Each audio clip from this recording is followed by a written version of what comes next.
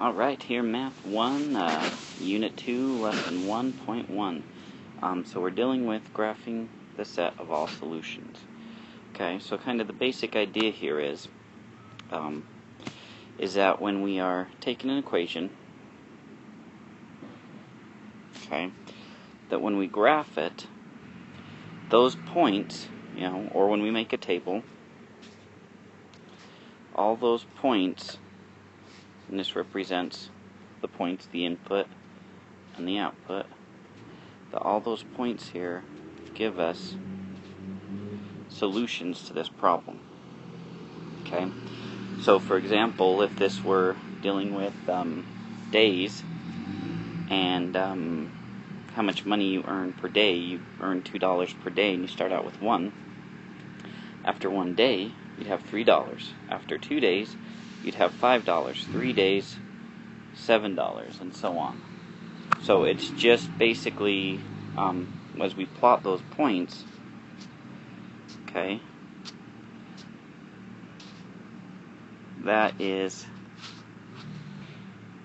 those points are solutions to the line. And typically with equations, when we draw the line, that line represents all the points that solve this equation. Okay, so that's the main idea here when we're doing this. So, and I kind of had the same equation, didn't I, to number 1. So that's the idea here, is that we are graphing all of these equations. Okay, now there's a few different ways that we can do that. We can make a table, and to do that, remember, we just pick some x's or even y's, but typically we end up picking a couple x's, usually 3 or 4 is enough, and then we start plugging in the numbers to our equation. So I'd go 2 times 0 plus y equals -1. 2 times 0 is 0, so we just get y equals -1. So that would be one solution, that would be 1 point, and then I could graph that. Okay, then I could plug in another number, so I'd put 1 in for x and solve for y. So we'd get 2 times 1 is 2 plus y equals -1. So subtract 2 and we'd get y equals -3. Okay, and we can probably start to get an idea of what the pattern is going to look like, right? So if I do the next number, looks like we're going subtracting 2 each time, right? So we're probably going to get to -5. So 2 times 2 plus y equals -1. 4 plus y equals -1. Subtract 4, and we get y equals -5. So yeah, that's our pattern. Now I just draw the coordinate plane, right? And we graph them. So 0, -1. We gotta go clear down to 7, -7. So I'd go 0, -1, 1, -3, 2, and -5, 3, -7. Okay? And then, since we're dealing with just equations and we don't really have story problems to go along with them, I would draw my line based off of those points. Okay? So that's one way we can do it. We can make a table, put in numbers, figure out some of those solutions, and do it that way. The second way, and we'll do this to number 2, is to turn this equation into the equations we've been dealing with. Because we know if we're graphing something, our starting number is going to be our y-intercept. And then our growth is going to tell us how we go up or down. Okay? So, to do that, remember, our explicit equation was, for linear, was y equals our start number plus or minus our growth times x. I mean, we used a sub n and we used n, but same thing. Okay? So, to do that, we could rearrange this and try to get the y by itself. So I'd go 4x minus 2y equals -6. So to solve for that, we would have to get y by itself, so I'd subtract 4x from both sides. That would become 0. left with negative 2y equals negative 6 minus 4x. Then divide everything by negative 2. That would give us y equals negative 6 divided by negative 2 is positive 3. Negative 4 divided by negative 2 would be positive 2x. So, if we change it that way, then we've got our starting point, our y-intercept, and then our growth, or our slope. Right? Remember that slope-intercept form, y equals mx plus b? Same thing. Same thing, we just swap those around. So, we draw our graph, and we go at 3, so 1, 2, 3.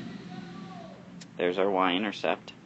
Then we're growing by 2. So what does that mean? Well, we make it a fraction, put 1 under it. That means for every time we go to the right, that's like our x. Every time we go to the right one, we're going to go up 2. So then we go up 2, and then you draw your next point. So every time we go to the right one, we go up 2. Or, going backwards, we go down 2 as we go to the left one. Draw our line, and there's our graph. Okay.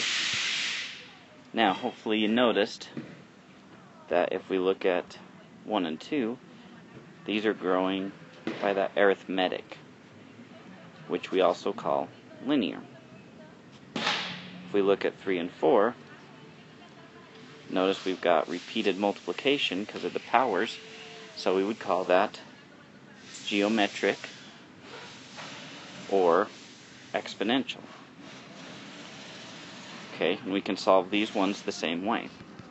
I'll show you both ways to do it. Pick which way you like best and use that. Get good at it. Okay, so this power here, we could make a table, right? We've got y equals 2 to the x. Pick a couple numbers, 3 or 4, then start plugging it in. Y equals 2 to the 0. Well, 2 to the 0, anything to the 0 is 1, so we get y equals 1. Okay. Then we do the next one, 1. Y equals 2 to the first. 2 to the first is just 2. It's like you're multiplying 2 by no other numbers, so it's just 2. Then 2 squared, and hopefully we can see the pattern here. 2 squared is like 2 times 2, which would give us 4. So 1 to 2 to 4, times them by 2 each time, right? So that would be 8, and so on. So once we've got those numbers, we can draw our graph. Okay, so we go to 3 on the x's, up to 8. Draw our points. 0, 1, 1, 2, 3, 4, and, or 2, 4, sorry, 0, 1, 1, 2, 2, 4, and then 3, 8. And then knowing what it looks like, we've got that curvature going on. Okay, so that way works perfectly. The other way is using our y equals where we start, but because these ones are geometric, it would be times the growth raised to the x power. So we look at this. Y equals 3 to the x. So 3 isn't our start. It'd be 1 would be our start. It's like we're timesing by 1. So that would be our start, or our y-intercept. 3 would be our growth, and what we're multiplying by as we go up to the next one. So you draw your graph again. Okay.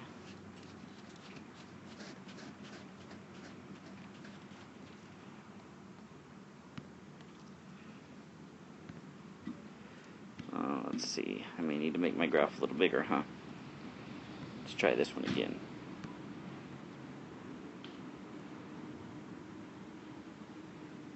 Okay, there's my inputs. Let's make them a little smaller, huh?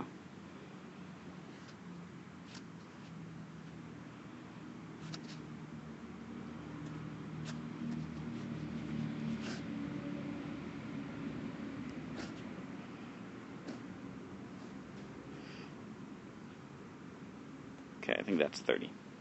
And you obviously could use graph paper or anything else to make them look a lot nicer. So we start at 1, so at 0, 1, Draw my point. Then, as I go to the next input, so as I go to 1, we're going to times 1 by 3. So that would give me 3, 1, 3. Then that y value of 3, we times by 3, and as I jump one more over, we would go up to 9. Okay? And as we keep going up until we get our graph. And there we have it. Just graphing those ones, okay? Alright. Now, the next ones.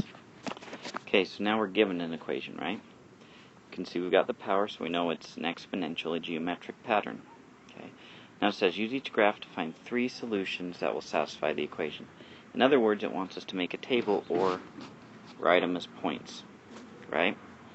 Where the x comes first, comma, then the y, which is basically what we're doing when we make a table. So, you can just put some numbers in here and try plugging them into x and finding out what that would be.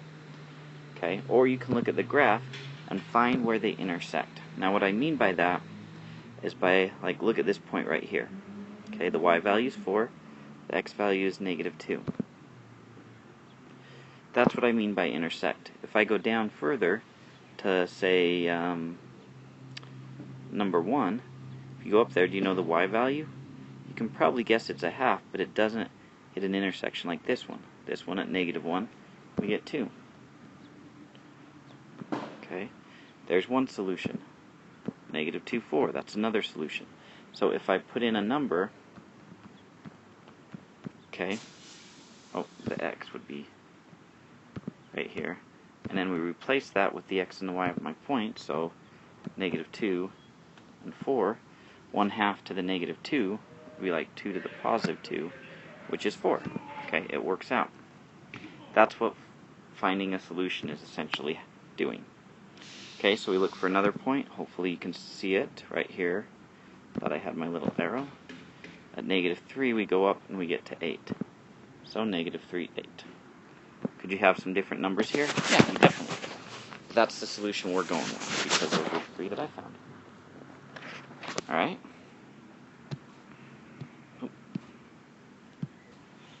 Alright, so taking a look at the next one. Same idea. Find 3 solutions, okay? So now we're dealing with the linear, and we've got the slope -1/8, x plus 7. So it starts at 7, so that'd be a good one to start with.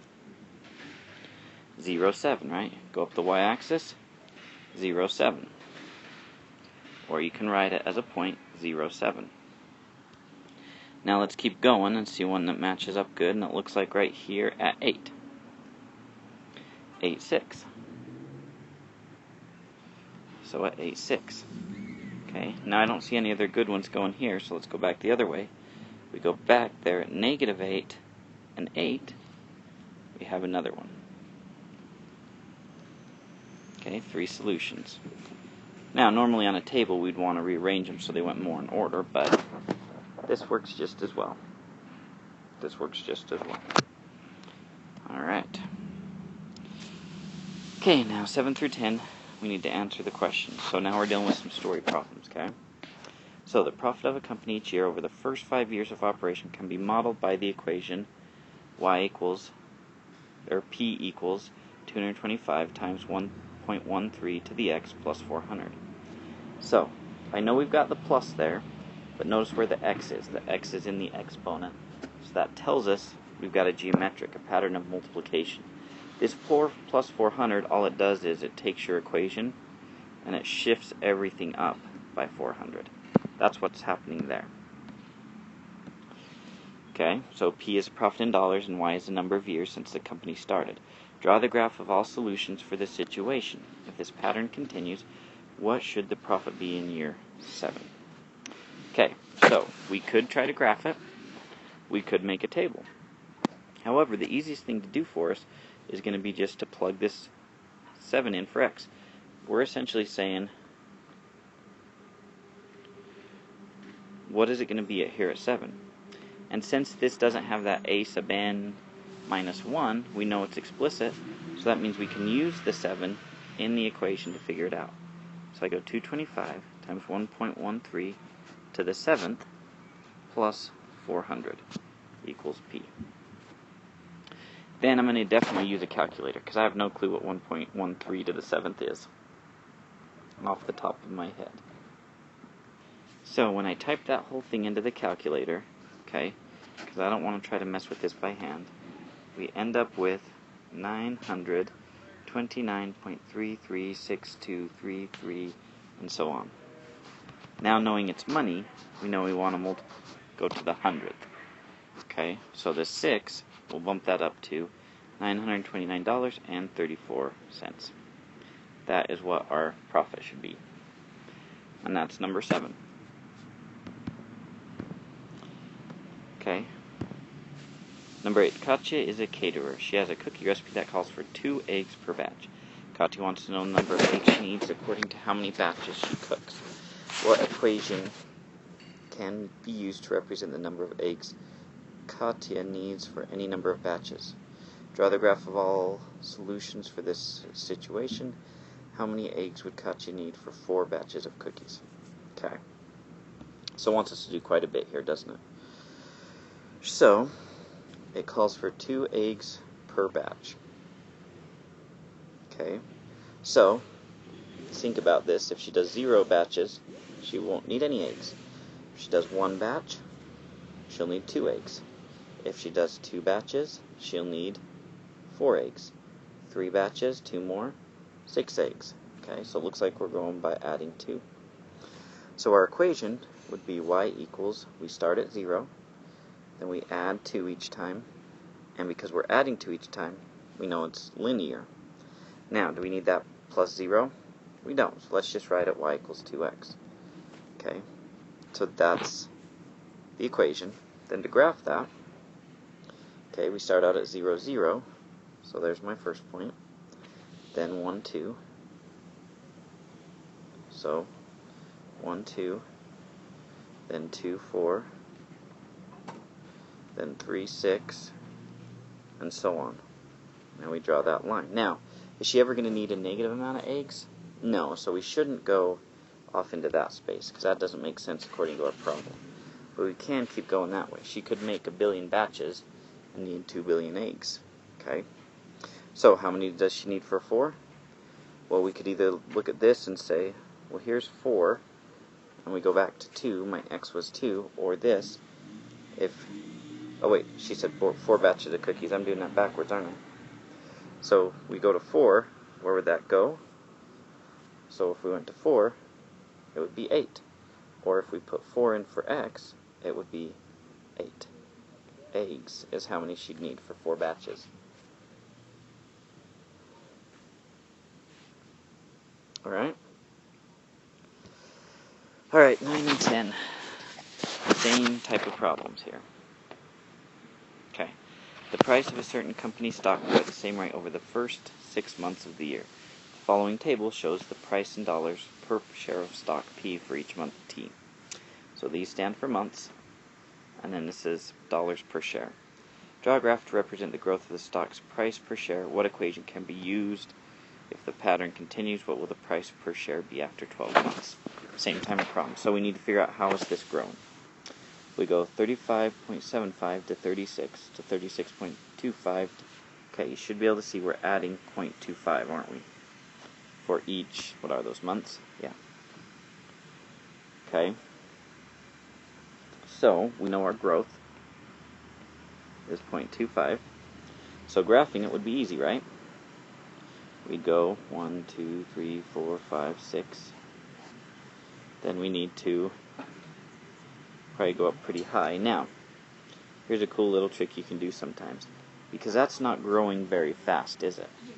So I don't want to start at 1, but if I make this little guy right here, I could start at 30, then 31, 32, 33, 34, 35, 36, and even that's, probably would want to start a little higher.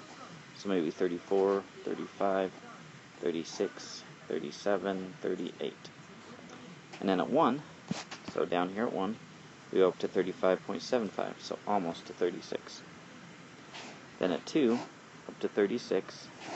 Then at 3, 36.5, 36.4, 36.50, 36.75, 37, and we've got our line, our graph. Okay, to make the equation, we need to bump back. Where would we be at this point? So if we bump back to 0, now I guess here's something, let's just go back to 0. We'd be subtracting, so we'd have 35.5. So I'd go y equals 35.5 plus 0.25 times x. Then after 12 months, I could keep going down, but that's quite a ways. So why don't I just go 0.25 times 12, and then add that to 35.5 to get my answer. So 0.25 times 12 would give us 3. 35.5 plus 3 would be 38.5. And there's all the parts that we need. The equation, the graph, and the answer to the specific question. Alright, let's take a look at this last one now. Alright, gas costs 3 per gallon, which can be modeled by the equation C equals 3 times x, where C is the total cost in dollars and x is the number of gallons needed. Your car has a 15-gallon gas tank. Draw a graph that represents all the possible amounts you might have to pay depending on how many gallons you buy. How many will you have to pay for 7.5? Alright, so we've got the equation. So either you're doing a table or a graph, though I think it wants a graph. Okay, we need to say all the different possibilities. So, if we don't get any gas, we don't spend any money, right? 1 gallon would be $3. 2 gallons would be 6, right? So we're adding 3 each time. 3x would tell us that. So we can graph like that. So 1, 2, 3, 4, 5, 6, 7, 8, 9, 10, 11, 12, 13, 14, 15. So that would be our gallons, right? And then we're going to go up by 3 each time. So at 0, we'd have 0. 1 gallon, we'd go up to 3. 2 gallons, we'd go up 3 more. 3 gallons, 3 more. 3 more gallons for 4. Okay, you can see the pattern. Every time we go to the right one, we're going up 3. And we keep going like this until we get to 15. Now, once I've got enough lines, I don't need to keep doing the points. I can keep going up, right? Because that shows us all the possibilities we've got as we follow that down. Okay? Now we just need to look at 7.5 gallons of gas. So, to do that, we can just use our equation. Go C equals 3 times 7.5. Okay, 7.5 times 3 would give us $22.5. I guess so, 0.50. Okay, that's how much we'd have to pay for 7.5 gallons of gas. Alright? And there we go. That's all our problems.